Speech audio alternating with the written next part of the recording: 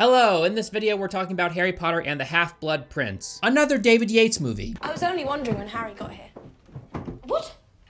Harry who? Are you stupid or something? This one starts by showing us how the Dark Lord's growing presence and army is having an impact on the world at large, which includes the Muggles world. Harry and Dumbledore visit Professor Slughorn. He's trying to conceal himself as an armchair, but I guess he forgot that his shoes were hanging out. You might want to hide those. I like how the armchair is the only piece of furniture or just thing in the entire apartment that isn't destroyed. Makes it stand out like a sore thumb, but I know they did this on purpose, so the audience might notice it before Dumbledore does, but you know. Merlin's beard! I love the part when Dumbledore puts the apartment back together. It's such a cool scene. It's scenes like this throughout these movies that I adore. It's just so satisfying watching everything go back into place. It's one of those scenes that makes you want to watch the BTS footage because while some effects were probably used, it's just a really fascinating scene. Sort of springs him up. I just said to Jim, you know what? And he did this rather eccentric, crazy, quite funny acting transformation from a chair to a human, all in a performance. And then Dumbledore takes a magazine because he likes knitting patterns. I do love knitting patterns. I love it so much.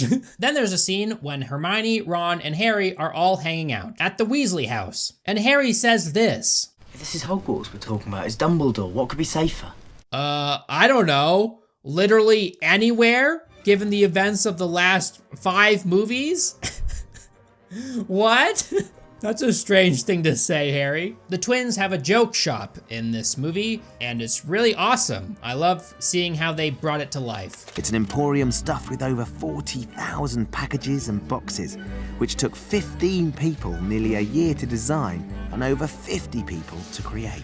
The creativity involved in just showing us around this shop is so cool to see. I should also mention that Harry was the one that gave the twins the money that they needed to start the shop. Because remember, Harry is rich. But when you think about this, it's kind of weird, right? Because remember when Ron had a broken wand and it was ruining everything in his life?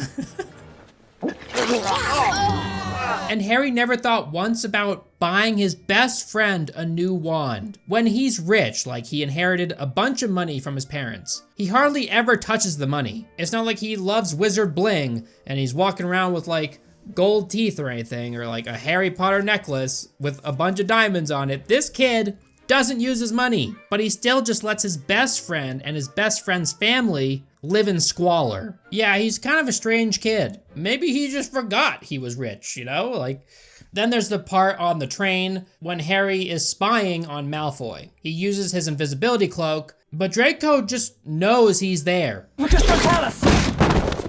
How, though? He just does? Oh, okay. Pretty good intuition, I guess. And then Ron is scolded by Hermione for eating again. Like, in what world do Ron and Hermione end up together? Come on! These people are so toxic with one another, it's insane. And it just gets worse. They're not made for each other in any way, but for some reason, JK just wants to hammer it home, you know? These people are in love and they're meant to be together. Soulmates! What? In reality, Harry and Hermione would obviously end up together because they're just so much more compatible, and for some reason Harry doesn't find her attractive. Like what? How? Like make Ron end up with someone like Luna or something. Maybe she's weird enough to put up with his bullshit. I don't know, like, come on, man. I'm mentioning this because Dumbledore even asks Harry about Hermione and their relationship with one another. She's brilliant, and we're friends, but no. You guys should see the uncut version, though. What's good, Dumbledore? I notice you spend a great deal of time with Miss Granger. Oh yeah, we fucking. They show us some flashbacks of Tom Riddle in this movie, and clearly he's a kid that desperately needs therapy. When Dumbledore visits him, he's just like, hey, what's up, dude? I'm a pretty powerful wizard, and I know you're a pretty powerful kid. We're pretty sick, right? I'm different. But don't use your powers to be a bad guy, okay? Promise? All right, now you keep studying about whatever you're studying about. We're not looking into that for some reason. Yet his first encounter with Dumbledore only hinted at the darkness that lay within. And he's played by Ralph Fiennes' nephew. So the actual So the Voldemort. actual Voldemort, the young man who played by Aidan Elvis, I think he's brilliant. There's a part when Slughorn meets up with Ron, Hermione, and Harry. I think they're at the Three Broomsticks or something, I don't remember. But Slughorn turns to Ron, and he calls him Wallenby. And it's amazing. I love it. Whoever thought about making Slughorn call Ron Wallenby. Amazing. Good to see you, Wallenby. And then later in the movie, he calls him Wenby. What's the matter with Wemby? I have this running theory that Draco was just starved of pussy. And if he were just to get laid one time, then he would have never killed Dumbledore. Like, goddamn. This is what no pussy does to a motherfucker. Why doesn't Draco hit up Susan Bones? I'm sure she's very damaged by what happened to her. And Draco seems like a fucked up guy, you know, his parents aren't the best. Don't touch anything, Draco. So maybe they could bond somehow. She could talk about death and he would be into that. And in this movie, Bellatrix sets Weasley's house on fire. This leads me to ask, why aren't the Weasleys using the spell Aquafina or something, you know?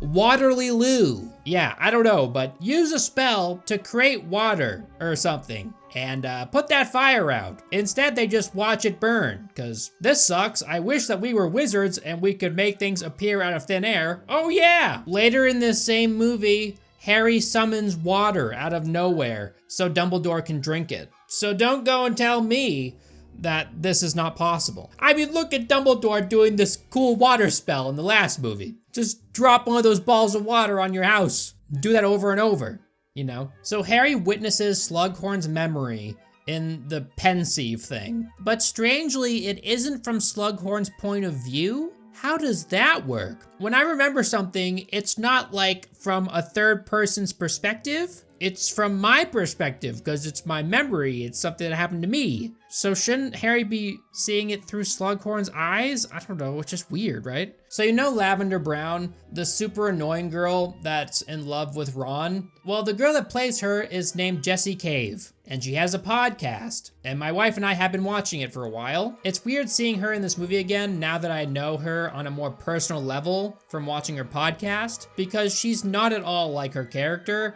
And it's just strange, you know. The podcast is called We Can't Talk About That Right Now, if you're interested. Hey, she's one of those girls who is like a leech. Draco and Harry have a very epic fight in a bathroom. But then Harry pulls out this random spell. He has no idea what it does. He just read that it was for enemies in a book. And he's like, oh, cool. I'll use this on Draco. I need healing. Like, what the fuck are you doing, Harry? Like, what if it makes his head explode? Instead, it just makes him bleed like crazy. You know how in Elden Ring, how everybody's using the Rivers of Blood sword? Yeah, it's basically just that in spell form. It just makes all of his blood come out. So that was cool. Nice job, Harry. And I would be remiss if I didn't point out Malfoy's extremely pointy shoes. Look at those shoes. They're clearly too big for you, dude. Get Daddy to buy you some new shoes. And why are they so pointy? Do they have to be that pointy? What? So remember that part when Harry uses the luck potion and he ends up in Hagrid's hut with Hagrid and Slughorn. Hagrid and Slughorn start singing and Harry starts clapping like a psycho. Look at him, he's a lunatic. This potion thing doesn't just change your luck, it turns you into a weirdo. I gotta say, there are some very poignant and thought-provoking lessons in this movie. Like this. You go along and then suddenly, poof. Dude. True. So then they explain what a Horcrux is in this movie. Voldemort, being very evil, never wants anybody to find them. So he puts them in random objects. And he makes like 7 of them or something. Basically, he kills a person and that allows him to split his soul and put it into an object. So when people attempt to kill him, it does nothing because his soul is split into bits and you have to destroy his soul in order to kill him. So he desperately doesn't want people to find these Horcruxes. So he sets traps around his Horcruxes. He does a lot of stuff to make it so they're not easy to get your hands on. I have one simple question for Voldemort. Tell me this, Tom. Why didn't you put one of your souls into a grain of sand and just throw it onto a beach? You would be fine. Nobody's finding that shit. Or better yet, put it into many bits of sand and toss them out into the Atlantic.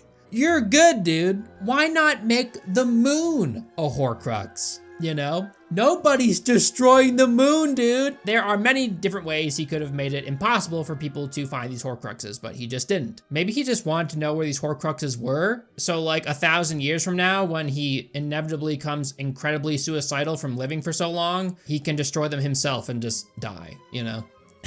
Maybe he had foresight, I don't know. The Dumbledore and Harry scene in the cave is really hard to watch because Michael Gambon's acting is a little too good. You really feel for him in this scene.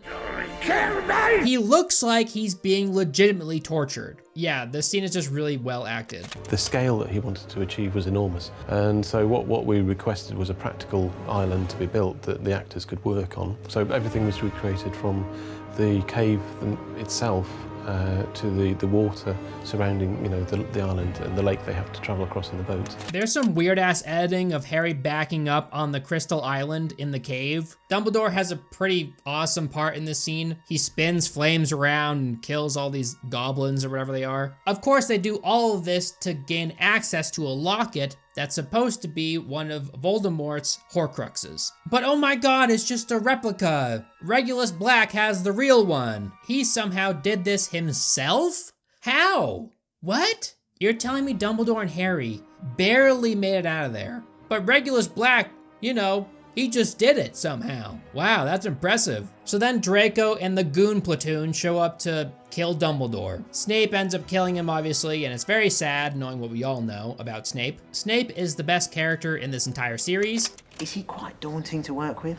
It's endlessly daunting. I mean, How do you deal with daunting isn't the word, man, yeah, to say the least. I revel in it. I thoroughly enjoy it. It's the equivalent to watching, if you're a football fan, it's like going to watch your team live in the flesh. It's not only do you get to learn endless things, it's just a joy to watch him. He's very nuanced, and his final act is so powerful. I think he's just a well-written character all around. Even though he's kind of a simp and pathetic and a loser, maybe that's why I like him so much. I don't know, I tend to like losers in movies. Thank you guys so much for watching this video. I really appreciate it. If you're interested, the links to all of the Harry Potter videos will be in the description, as well as the video that I made on the Fantastic Beasts movies, which thankfully remained monetized. I don't always lose. If you like Harry Potter, you know, fantasy and sci-fi, things like that, then there's a good chance you'll like my clothing line, Alien Clothing, AYYLIEN clothing.com. We sell a bunch of really cool designs over there that I think you might like, so check those out if you haven't. That's AYYLIEN clothing.com. Thank you so much to all my patrons that make videos like this possible, and I'll see you guys in the next one. Bye.